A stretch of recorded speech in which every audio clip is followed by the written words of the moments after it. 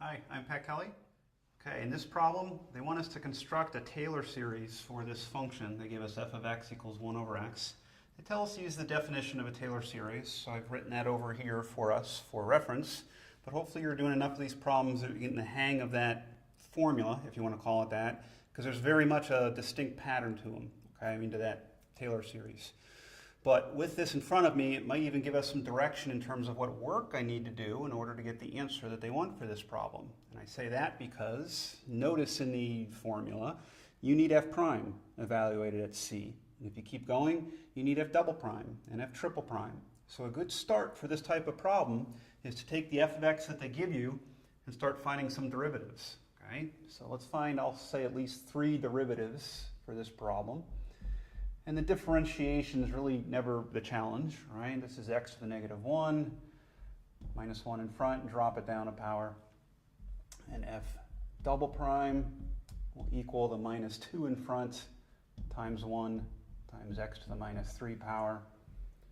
And f triple prime of x minus 3 times 2 times 1 times x to the minus 4th. And I'm intentionally not simplifying there. You really want to start to see patterns. I want to see the 3 times 2 times 1 rather than just calling it 6. All right, now back to the formula. If you're trying to get yourself some direction in terms of what to do next, in the formula, notice that you need these functions and derivatives evaluated at the c that they give you. Okay, our c is 1. So we do need f of 1. We need f prime of 1. If I keep going, we need f double prime of 1. So my next piece of scratch work would be to come to each of these, including the original, and find the value of the function at the specific c value. So in this case, that's just 1. F prime of 1, that's just going to be minus 1.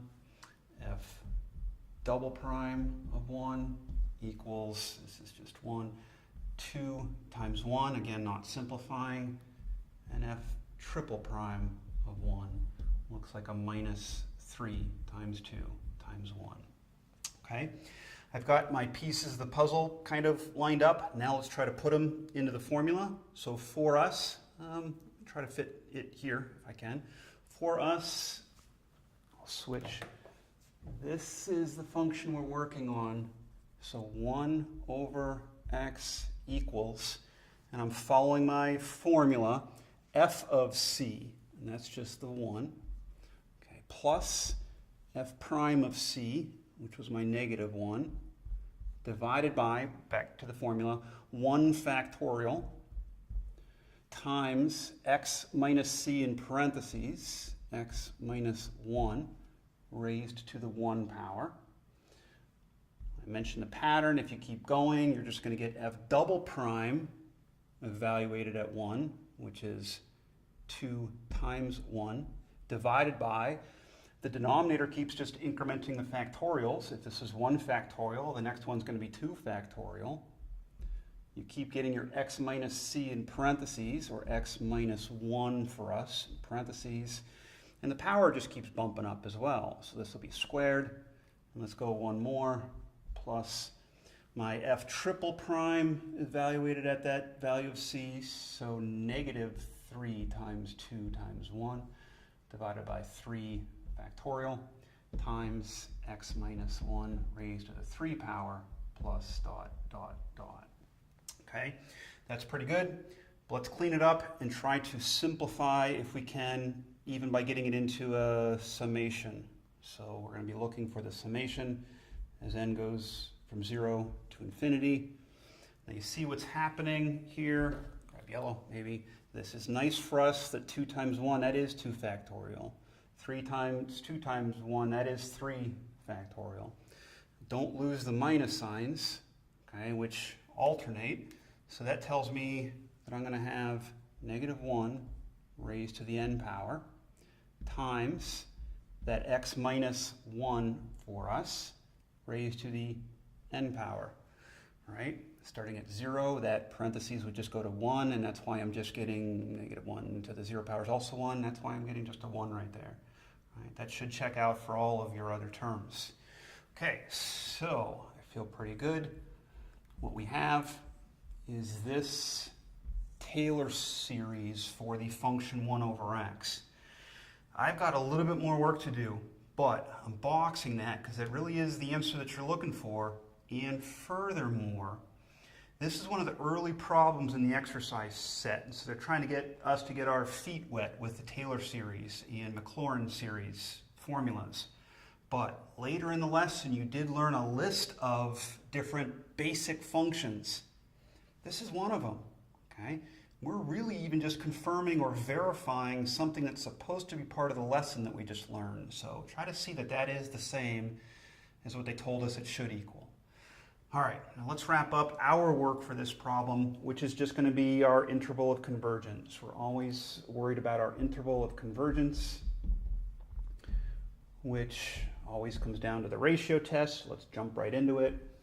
Limit as n goes to infinity of this expression as an absolute value with the n plus first term in the numerator and the nth term in the denominator. Absolute value gets rid of the -1. Hopefully you can see what's happening here is that n plus 1 factors up top, n factors in the bottom. You'll be left with x, just one factor of x minus 1 up top. That doesn't depend on n at all, so this just equals the absolute value of x minus 1. Pretty easy limit for us in this case. And with the ratio test, what we want for convergence is that answer to the limit to be less than 1. Okay, so this is our radius of convergence, that value of 1,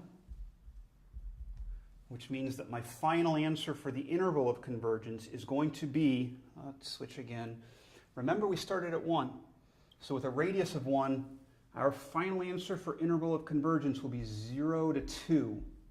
But I'll leave you in suspense again because we need to figure out how to put some grouping symbols around that. Rounded parentheses or square brace. So I'll come over here for some space. And what we always do is test those endpoints. If I test x equals 0, by test, it means to plug it in here for x. Not going to take too much thinking, but just make sure you follow what's happening. If you put a 0 in for x, that's 0 minus 1. That's -1 to the n power. So you've got -1 here raised to the n power, and also here raised to the n power. That's the 2n power, right? Which means it's always positive, which means it's always 1, which means you're adding the number 1 to the end of time, so that definitely diverges. You're never going to hone in on a single number there with that summation. All right, so I now know that this is going to be a rounded parenthesis on the left. That was x equals 0. Let's also test x equals +2. Back to this summation. We'll do some thinking in our head. 2 put in for x. 2 minus 1 is 1. 1 raised to the n power, that's just 1. So you're really just looking at that -1 to the n power that was there. And think about what's happening there is as n goes to infinity, hope you're realizing there's always this n going 0 to infinity business. So here as n is going to infinity, at one moment it's positive, and the next time it's negative, and the next moment it's positive, and the next moment it's positive, and negative, positive, negative. It just fluctuates forever and never settles on anything, so it diverges. So that's also a rounded parenthesis here. All right, there's my interval of convergence. Okay, that's what they want us to do, and I hope that helps you with some of the other problems.